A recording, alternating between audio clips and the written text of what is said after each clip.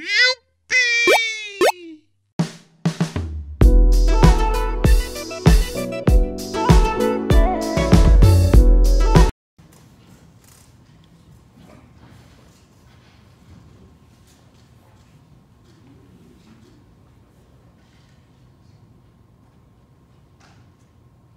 I told the storm to pass.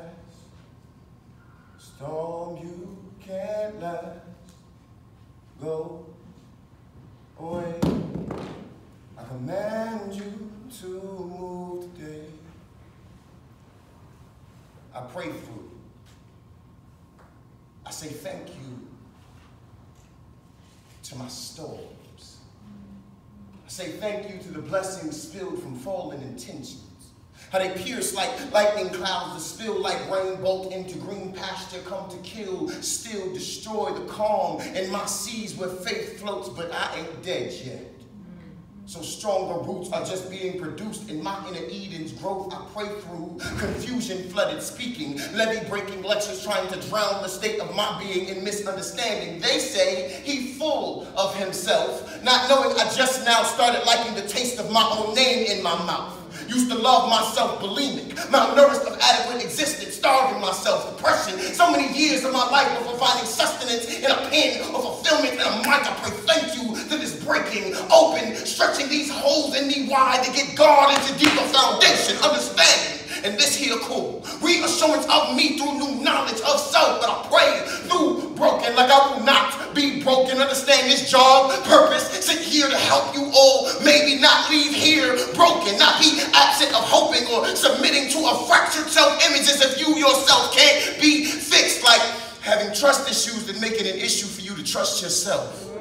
Like feeling more hopeless than romantic. Like circumstances veiling the beauty of you just being, and these unstilled water reflections result in a rippled image, such a sight for a sore eye. So I pray through broken, pray thank you to breaking all of my broken back into one piece. See, I told these storms to pass. Storm, you can't last, go away. I command you to move today. Storm, when my made in God's image speaks, respect my authority. Storm, you have to cease.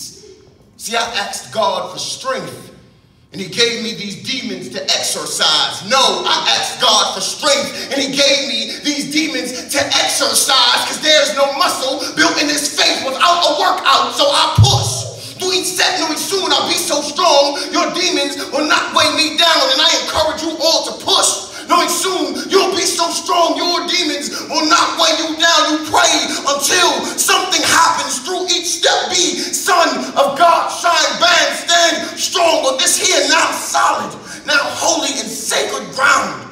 And tell those storms, thank you.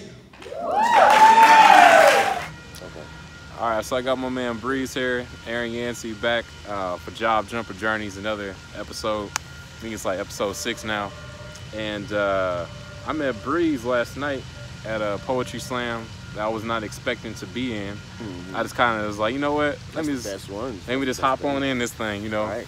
And had a great time. Had some great poets that I'll be posting some the things that they did. So Breeze, just kind of just do a. I read some of your bio in your book, but I want to hear it from you. Just tell people like where you're from, all my Kansas City people, where you're from, and kind of just a little bit about your background and just how you got into poetry. Word. I am from Richmond, Virginia. I was in the Navy. Well, before I was in the Navy, I started writing in school. Okay.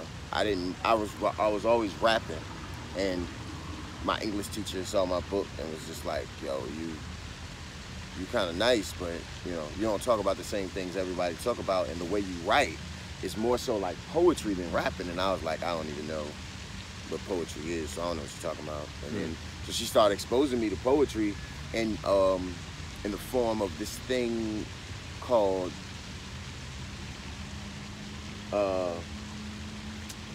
it's some type of form of oral competition. I can't remember the word for it. Forensics? That, yeah. Oh, good job. Yeah. Yes. Hey, I always wish my school had something like that. Yeah. So but we didn't. She always almost wanted like debate, to do it. But like right. different different. Yeah. She wanted Types to of do it speech. in the school, right? She wanted to do it in the school, but she didn't have enough people Interested. to do it. Interested. She had almost enough people, so she got me on there. She ended up getting like 1 or 2 more people on there, and I just started being exposed to like oratory competition. And so, oh, that's dope. A ladybug flew on you.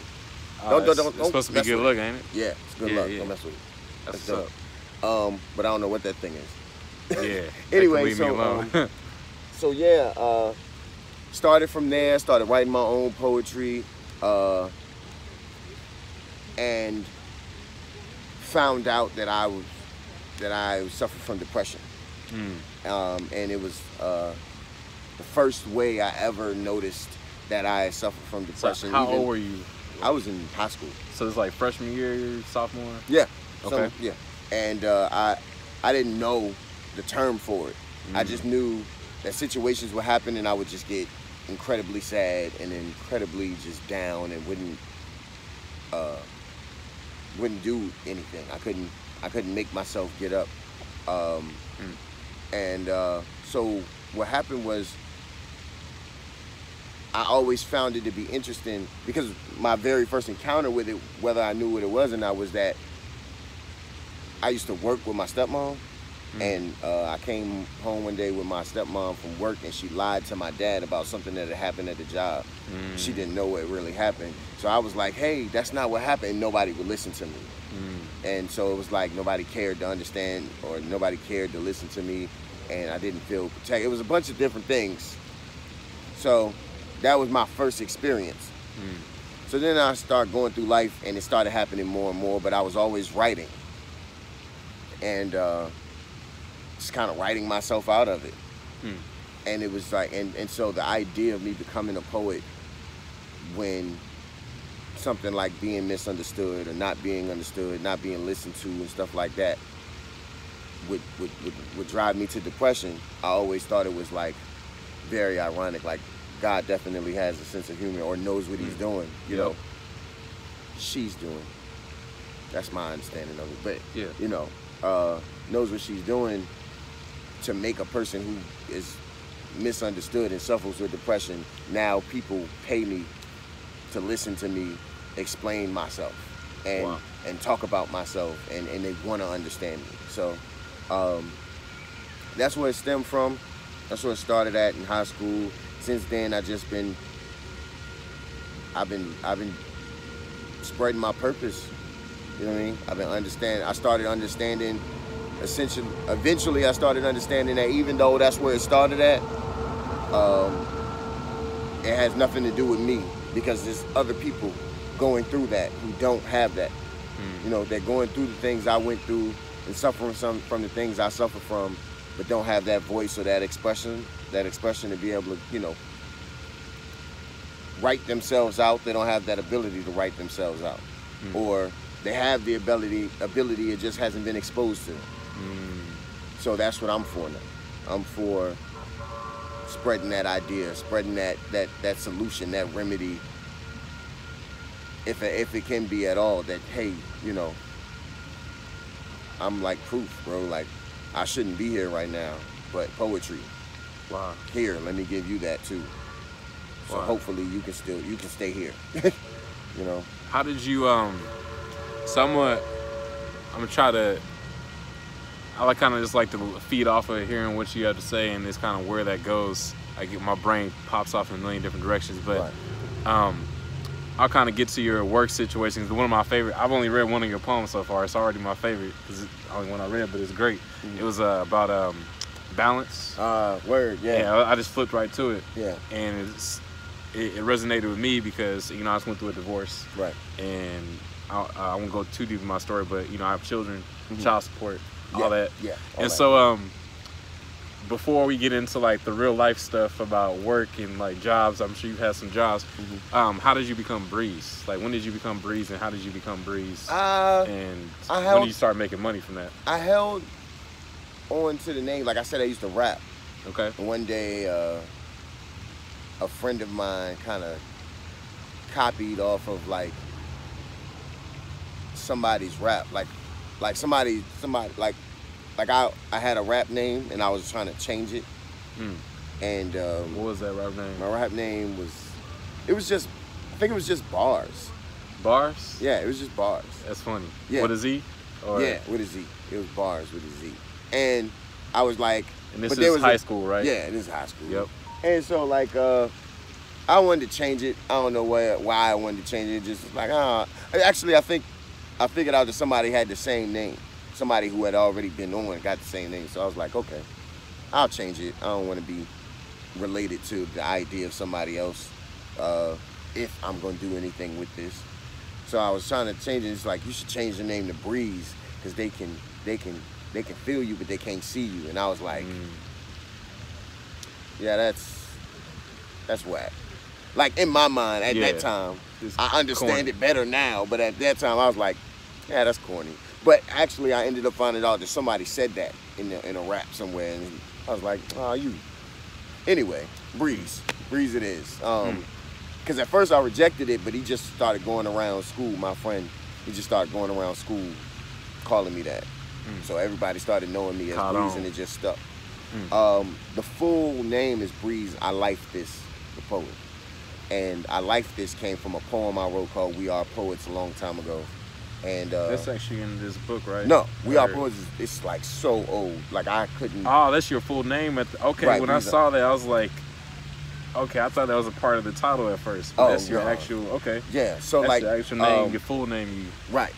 And ILifeThisThe just stuck with me because my movements and the way I go about, I'm so passionate. So especially when I first started, so passionate, so just dedicated and focused on doing poetry. It was just like the love of my life. I wanted to be in everything I do. I wanted to be everywhere I go. So every time people see me, you know, and I did that poem and I say, I don't live this, I life this, people was like, yeah, pretty much.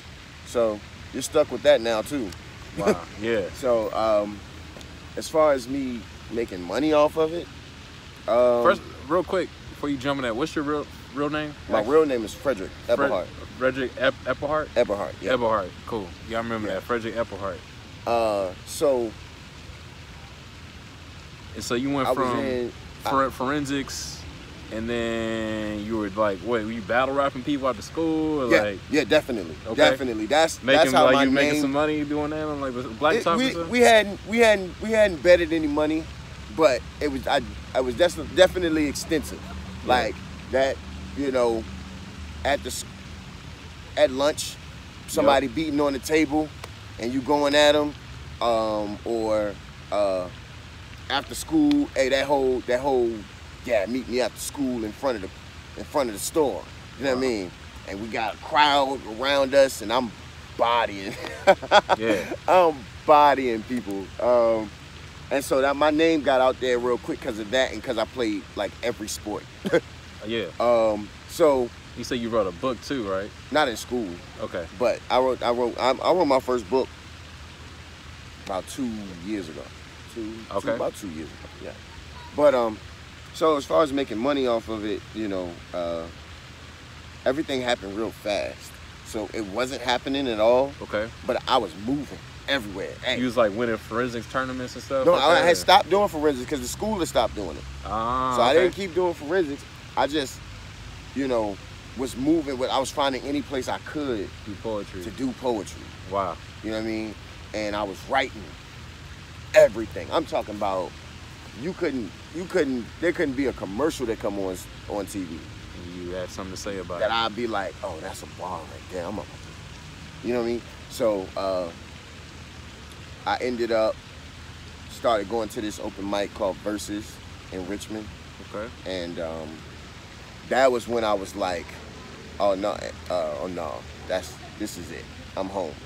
That's what they're talking about in this book. Lexus presents TV One Versus and Flow. No, or is that Versus is an open mic in Richmond. Lexus presents TV One's Versus and Flow is a TV show. That was later. Yeah, that was later. Okay. It's a TV show they had. Yeah. Okay. But this is Versus Richmond, Virginia. Yeah. Like downtown. And downtown. It's Shaco Bottom area. At East restaurant, Ethiopian restaurant. Wow. but it wasn't there at first. At first, it was at this place called Tropical Soul, and I went in there and I seen these poets do this poem. It was a group piece, and they was like, somebody was on stage doing a poem, and then somebody popped up from the crowd and was like, chimed in with the poem and started doing their part, and then 2 more people did it, and I was just like, blown away. Wow. Nah, I want to do that thing right there. That's where I'm headed. I'm already home. You know what I mean? And so from there, you know, a little bit later on, I ended up getting my first like out of state show, getting my first paid for show. Now before that, I did a lot of stuff for free. I did a lot of stuff for free. Like you were a feature? Yeah, featuring for free, traveling places for free. You know, at the more most so they're like in the covering state. you're probably covering your like to Nah, get there. I was paying for everything. Oh, you know, I was paying for all right. everything just to go and just to be there. So after a minute, it was like, nah. So did you have a job during that time? Yeah, I had a job. What were you doing? I had a couple different jobs. Just working at like 7-Eleven, working at Walmart, stuff like that. So like, then I started getting paid for it. People, and when I started getting paid for it, it went so fast. Like my first show was in Charleston, South Carolina, with Courtney the Poet. She brought me down there. I did a show with her. She took me to her feature the next day, I think, in Greenville, South Carolina. Wow. And then they seen me do one poem and was like, no, you're definitely coming back. And then while I was still in Charleston, another person was like, yo, I got this homeboy doing a show in Fayetteville. And it hit up the boy in Fayetteville, and that's Solo, my man Solo. He heard me spit. He was like, yeah, you can come up here, you can feature.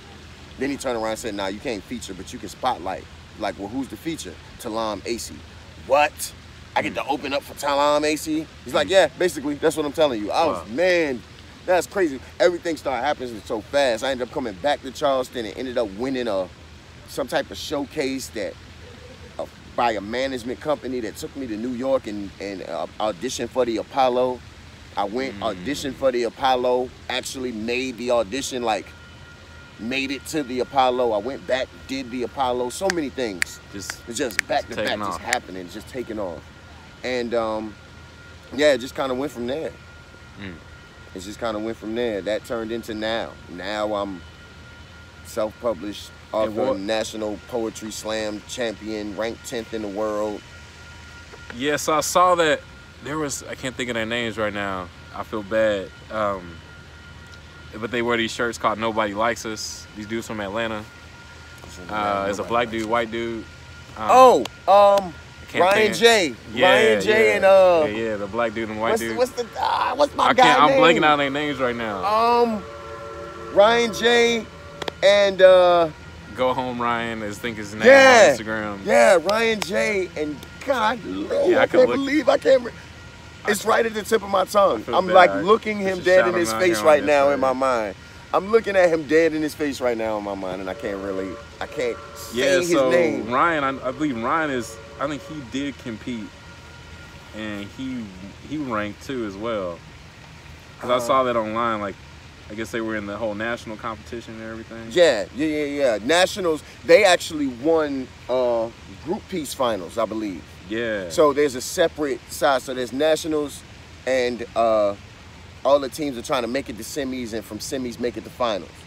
If you don't make it to semis, or if you are eligible for semis but don't want to do that, there's a separate thing for group piece, where you just do all your group pieces in like a regular slam. Yep.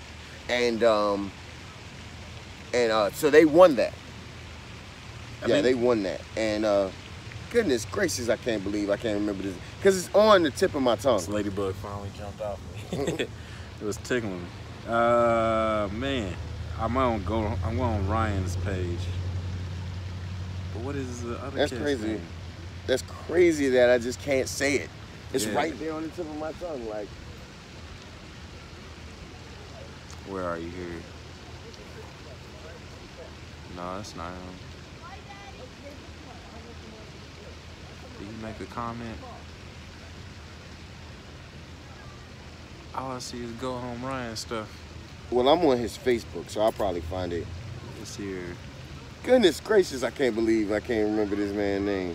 Cause there he go, right there. Yeah. I Yeah. got him right here too. I just can't remember his IG.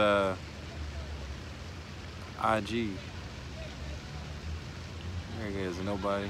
So yeah, cause they came to Kansas City recently. Nate Mask. Nate Mask. Goodness There you go. gracious, Yeah, Nate it was Mask. right there on the tip of my tongue. I know it. My bad, Nate. So yeah, they so they just came to Kansas City. They were featured. Yeah. And they did the whole group thing, and I was blown away by that. And yeah, I didn't really know that this was something that was that serious. Man, you have no idea. So you competed in the singles. Yeah. That was recently? There's nationals, which is team, and then there's IWIPS, Individual World Poetry Slam. And that was out in California. Yeah. And I came in 10th. In 10th place out of everybody. And but like you're ranked though. I'm ranked 10th in the world. Because the logistics of that is basically like people go against people in their city. Yep. To win their spot into IWIPS. So it's called IWIPS. Yeah, it's called IWIPS. Okay. Individual World Poetry Slam. And so you didn't just beat the people who made it there, which is almost 100. It's like 80 some. I think it was 84 people. Those 84 people from wherever they are the best wherever they are, or the best in terms of that particular slam. They won that slam to get to IWIPS. So it's not a small task, and it is just an amazing experience. To make the final stage, my first time going was just surreal, and it was a beautiful experience overall. Just regardless of whether I placed or not, it was beautiful. Like just to be around, be in that energy. But there are so many different competitions like that, whether they're team or individual. There's Southern Fried. Southern Fried is in Fayetteville next June. Wow. So for whatever you're doing, that's somewhere you might try to be. I'm gonna check that out. You need to try to be there. Yeah. Southern Fried is beautiful. It's so amazing. And Southern Fried, there was this organization called PSI. It runs IWIPS, NATS, Women of the World Poetry Slam, things like that. But it's taking a break right now. Like overall, the whole organization is taking a break. I think that's what they were talking about back in Kansas City. They were talking about something. There's gonna be a break. Yeah, some internal affairs, stuff going on. Yeah, that they're taking a break right now, trying to figure out to get it together, or figure out if they need to just scrap it all together. So there won't be Nats and IWIPs and WOWPs, stuff like that next year. But there will be other regional competitions, a little bit of everywhere.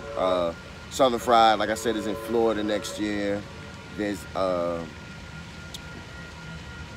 Rust Belt and the Ink Slam in California, and just so many different Red Stick Regional, so many different poetry competitions all over. Texas Grand Slam, Bayou Classic, a whole bunch of stuff.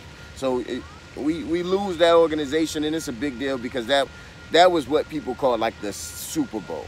Yeah. You know what I mean? Like you got all these other ones are like the conference finals,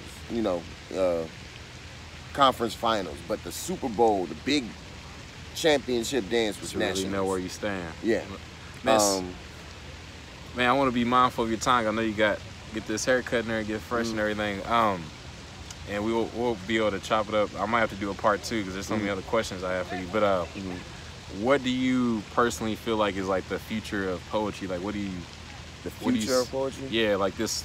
Because you talked about they're taking a break from IWIPS. Like, what do you see? Things going like? Poetry is not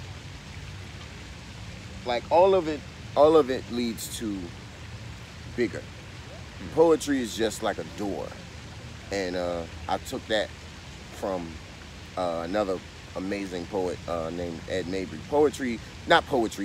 Slam is just a door. Just like any other aspect of it. Slam, whether you're featuring, whether you're an author writing books, all of it is a door to get to other things. So my thing as far as the future right now is I want to act. I want to take what I've learned as far as being able to emote and just be in the presence or in the moment of whatever poem I'm doing in whatever time. I want to take that and put it into whatever any type of character, and just take that knowledge or whatever and take it as far as I can. So would you be doing like little movies, like where you take I'm looking for anything right now. See, man, we'll have to talk about that some more later. Because, yeah, keep that, hold it. So, lastly, to close it out, so that poem, Balance, I don't know if you would mind, because I read it in I'm sure you have it memorized, don't you? No. Whoa, that was close. How did you even get in this area? I know cars can come through here. Yeah, they can come through here. That was close. Yeah, that's crazy. Man. Because the thing about it is, I thought he was gonna stop sooner. Because I was like, I know he see this baby. Yeah, but apparently sometimes you can't really see him over there, like when they're small on the dashboard. That's crazy. But so what you were saying? I had it memorized, but I also rewrote it for the book. Okay. Yeah, if you don't mind reading it. And, okay, cool. And then I just have like one quick follow-up question on that, and I'll let you go, man. Okay. Balance. The state of having your weight spread equally so that you do not fall. The ability to move or remain in a position without losing control or falling. A state in which different things occur in equal or proper amounts, or have an equal or proper amount of importance. I was told to find balance. Told that my desires took precedence over reality. My passion seemed to replace the importance of priorities. So I asked, what exactly do I seem to be neglecting? And the response was simple: my kids. Reply: I apologize for my lack of balance. I apologize that my situation isn't stable enough for you to lean on. See, this world be a scheming field of dreams, cheating anyone trying to play fair, and the voices that haunt your spirit don't always tell the whole secret. They whisper, if you build it, they will come. Leave out the fact that they will do everything to crowd your bases, make you strike out on your own efforts, your choices, find a way to cheat the system, shortcut your way in this race to the pennant and risk sliding into prison, or settle for a D-League destiny, sandlot savior, settle with never being anything major. And I've been trying to play fair, but a job is harder to get than drugs these days. And I'm smart enough to know that block cells only get you cell blocks. So I've been sowing the seeds I have in this barren land. My gift, poetry, is the only thing growing in such desolate soil. So I'm sorry for my lack of balance. But my daughter's stomach rumbling is earthquaking my stillness. Child support is snatching the stand on my own from under me, but I refuse to be a deadbeat while my son's heart still have rhythm in them. So what is a father to do when there's nothing left for a father to do? Whatever the fuck you can do, so no. I don't sit on excuses and wait for a break. I go state to force feed you faith for the sake of putting food on my daughter's plate, getting cheers from an audience that gets to see me winning because they don't know the L's I took to get here. I miss potty training to make money for Pampers. I miss baseball games to pay for my son's equipment. The cost of living is as expensive as missing much needed hugs and kisses. I miss my damn kids, so please, understand that it's hard carrying a mustard seed of faith in one hand and the weight of this world in another, all while trying to tightrope the fine line and this tension line between failure and father. Ask yourself, is it really a lack of balance, a lost sense of reality and responsibility, or is it trying to stand strong when your foundation is quicksand under your stance? I am here, more effort than excuse, despite the fault lines of my fortune. Nothing is going to keep me from my kids, but when no element of my life is equal, and I am constantly kept in an unstable position, and things are a bit more of a challenge to stand with the ground crumbling under me. It's not neglect. I'm just trying to find some balance. Man, I wish I could snap, but man, that was dope. I broke my finger when I never actually learned to snap when I was younger. But so balance. Have you found it?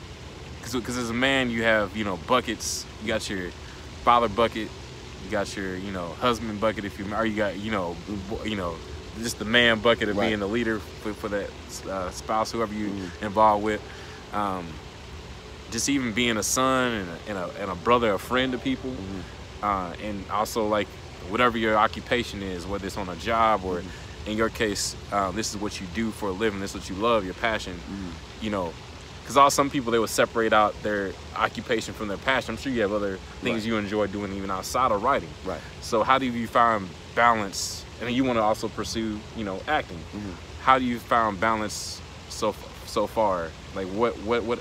That's a loaded question, but like, have you found it? And or if you haven't found it, I found it more so. I found it more so in basically prioritizing. My kids come first. You know, my relationship is definitely up there in the same. Be no joke. Yeah, all right. It's a would-be. It's not even, they don't even got a stinger. Cool. I'm glad you know. I'm into nature. I'm into animals and bugs and stuff. So, it's responsibilities like, you know, being present in my kids' life, even though they live in another state, is important. So talking to them on a regular basis, you know, just staying in touch with them and letting them know, going to get them at any possible chance I can. Things like that are important. But also being able to provide is important. Thing about providing with me in particular was I had to come to terms with the idea, which I left very open because I'm quite possibly could be wrong. But I had to come to terms with the idea that maybe I'm not supposed to have a 9-to-5 job because I've had a lot of jobs. I work, you know what I mean? I couldn't keep them. I couldn't keep any of them. And it wouldn't be like, oh, you sacrificed your job for the sake of poetry.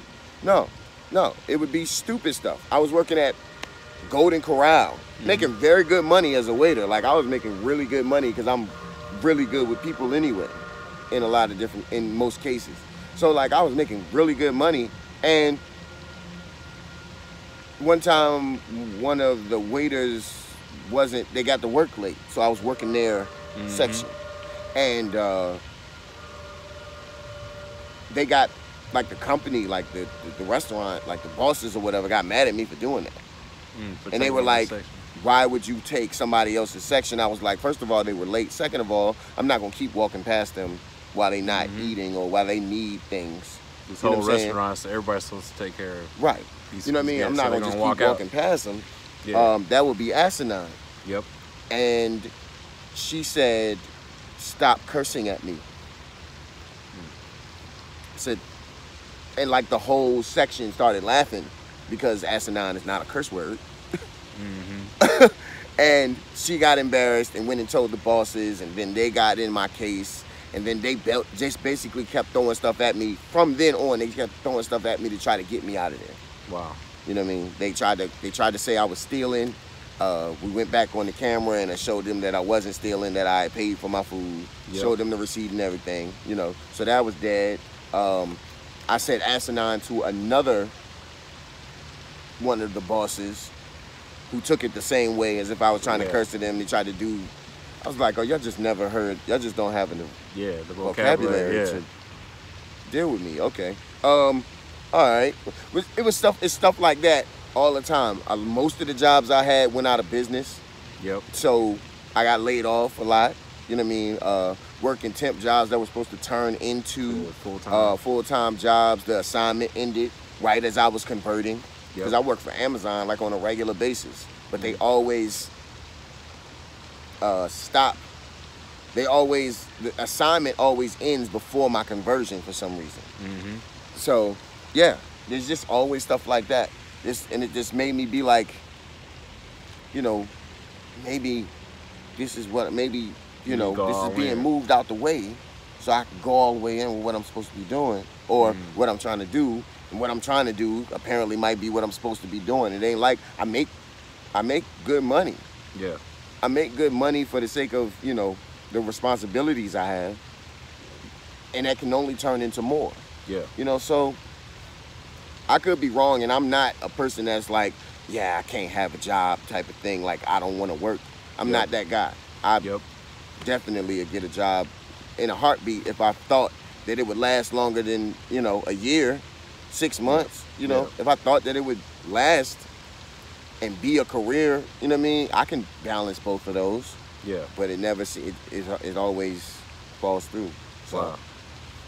Man, we got, that's a whole nother, like I said, I might have to do a follow-up too. I just stole one last question. I'm gonna promise to let you out. Oh yeah, it's all good. I just want to make sure I caught, cause you know. Yeah, I was been looking back too. So I'm gonna still, this is a podcast to listen to. This guy named Greg E. Hill. He went to, shout out to his show, it's called The Minority Trailblazer. Man, hopefully he brings you on there. He went to A&T, real good guy. He mostly has like, from the shows I listen to, it's mostly like corporate type or business type people, but I would love to have him have a, you know, a poet on there.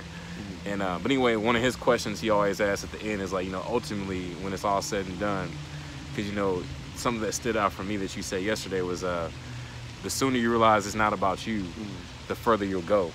Like when you're writing these things, all these things that you're doing is not about you. Right.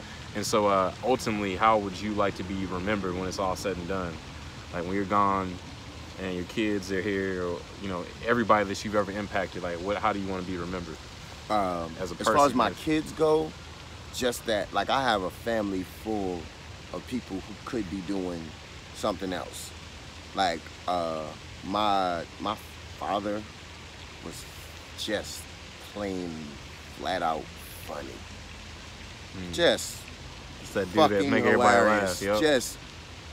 Just for nothing. It's just the way he is. Don't even have to try. Don't even have to try. You know, if he had enough hope or exposure, you know what I'm saying? It wasn't like he ever tried to be, you know what I'm saying? Like if somebody would have ever been able to present to him, hey, you know what, you should do this. And he like thought he could, or thought about it enough of himself to be like, let me try it. Let me just, see where it goes. Let's see where it goes. I ain't doing nothing else, you know? My mothers, my aunts, and all of that sing, had a group together, you know what I mean? Just so many, and I have like a little bit of examples. Like my uncle is a professional wrestler, or was a professional wrestler. Like the WWF wrestling or the USA Olympic? No, WWF. Well, he did that in college. Yeah, so a lot of them did in transition because went to WWF. There's more money in that. But for my kids, I wanna be that example of it's possible. Like whatever dream, whatever dream you have, whatever thing you really want to do, you can do it. And if you need a way to be able to have like an example of it being done, look at Daddy. Wow. I love that. Cause I didn't have that, so I just jumped. You know what I mean? I found out there was something there, and once I got that something there, I was like, all right, we out of here. Go. Yeah. We out of here. Let's go. As far as everybody else, I just want them to know that everything I'm about and everything I did came in love. I think love is the most important aspect of like anything, especially what I do. You gotta love real hard to be as vulnerable as you are on such a regular basis, to be, you know, to be as giving with who you are on a regular basis, to tell the truth to people on a regular basis, because there's a lot of people who write poetry and lie, just make stuff up for the sake of giving an idea, You know what I mean? Playing a role. Playing a role for the sake of giving an idea or a message. I could never be that guy because the honesty is wrapped in love. So, you know, and vice versa. So it just goes against my heart to just make stuff up. You know what I mean? And a lot of my actions are mistaken for the sake of, like, I'm passionate. Like, you love it when it's for you. Like, if I'm holding you down or protecting you or in your corner, in your favor, you love it. But you never want to go against me with it because I go hard. Like, I guess you would call it an extremist. I really do half of anything. I go all the way full throttle with it. No in between. Right. So, I just, regardless of how it was perceived at any given time, I just want people to know that, you know, it's about love. It's all love. Love is going to be the end all be all of everything. It's going to change whatever. And my thing that I stay by is love anyway. That's like my hashtag. That's like I got a poem called Love Anyway. That's like my thing. Love anyway. You know what I mean? Is that in one of these books? Yes, it's actually in this one. Yeah. Cool. Well, damn. Well, you definitely. I try not to make this whole show. I want it to be real and authentic. Right. And not feel scripted or cheesy or corny. Right. But I'm gonna do a quick plug. Hold your books up there. Oh, quick. word. Just kind of. So definitely, anybody that watches this video, you got to check out his book. The first one, Serenity Song. Yep. Old Hymns for a Broken Peace. This one is has two titles. One is American History X, the Miseducation, and the other one is The Praise Dance of a Sinner. Cool. So definitely get those books. You can find them on Amazon. Yeah, you did it on Amazon Publishing. Yeah, I did the same thing. I did it for my through first Create Space. Yeah, but they got rid of right. So you go through Amazon, just put in Breeze the Poet, Breeze ILifeThisThe Poet. Yeah, either one of them and my stuff will pop up. Nice. Yeah, man. Find me on Instagram, BRZ the Poet. Find me on Facebook, Breeze the Poet. You'll see Breeze the Poet, but you'll see Frederick Eberhardt. I'm both of those. Okay. Yeah, man. That's about it. Cool. I'm gonna put all that in the show notes and everything. I just want to appreciate you. I'm gonna cut it off here. Thank y'all for watching, and look out for next episode. Yes, sir. For my kids, I wanna be that example of it's possible. Like whatever dream, whatever dream you have, whatever thing you really want to do, you can do it. And if you need a way to be able to have like an example of it being done, look at Daddy. Wow. I love that. Cause I didn't have that, so I just jumped. You know what I mean? I found out there was something there, and once I got that something there, I was like, all right, we out of here. Go. Yeah. We out of here. Let's go.